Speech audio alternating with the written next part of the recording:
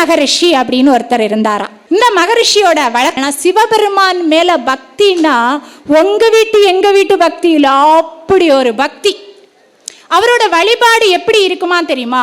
Daily காலையில எழும்பி அவருடைய கடமைகளை எல்லாம் முடிச்சுக்கிட்டு போய் சிவபெருமான வலம் வந்துகிட்டு தான் அவருடைய மற்ற செயல்களை செய்வாராம். கைலாயத்துல போய் சிவபெருமான வணங்குறது வழக்கம். அவர்கிட்ட இருந்த இன்னொரு குணம் என்ன தெரியுமா? சிவனுக்கு பக்கத்துல தான் சக்தி இருப்பா, திரும்பி கூட பார்க்க மாட்டாரு. போவாரு, சிவபெருமான வணங்குவாரு, வந்துருவாரு. பக்கத்துல இருக்க சக்தியை ஏறெடுத்தும் பார்க்க மாட்டார். கொஞ்ச நாள் பார்த்துக்கிட்டே இருந்தாங்க சக்தி. அவங்களுக்கு கோவம் வந்துருச்சு. என்னடா வாரான், அவரை மட்டும் கும்பிடுறான், திரும்பி கூட பார்க்க மாட்டேங்கிறானே அப்படின்னு அவங்க சிவபெருமான்கிட்ட போய் கேட்டாங்களாம். பெருமானே, டெய்லி வாரான் சரி, உங்களை வணங்குறான் சரி, ஆனா என்ன அவன் அவமரியாதை பண்ற மாதிரி இருக்குது இல்லைங்களா அப்படின்னு கேட்கும் போது அவர் சொன்னாராம், இதுக்கு நாளைக்கு ஒரு வழி பண்ணிடுவோம் நம்ம அப்படின்னு.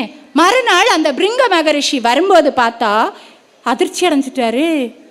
இங்க அர்த்தநாரீஸ்வரராட்டி யார் உட்கார்ந்துருக்கா? சிவனும் பார்வதியும் உட்கார்ந்துருக்கா. இப்ப எப்படி வலம் வருவாருப்பா யோசிங்களேன். எப்படி சிவனை மட்டும் வணங்கிட்டு போக முடியும்? ஆளு புத்திசாலி இல்ல, வண்டாட்டு மாறிட்டாரு.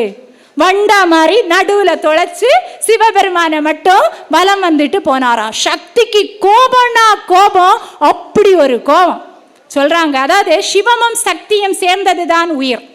அப்போ தேவி நினைக்கிறாங்க, என்னோட கூறாக இருக்கக்கூடிய சக்தியை உனது உடம்புல இருந்து நான் எடுத்துடுறேன், நீ எப்படி நாளைக்கு வலம் வர்றேன்னு நான் பார்த்துடுறேன் அப்படின்னு யாரு முடிவு பண்றாங்க?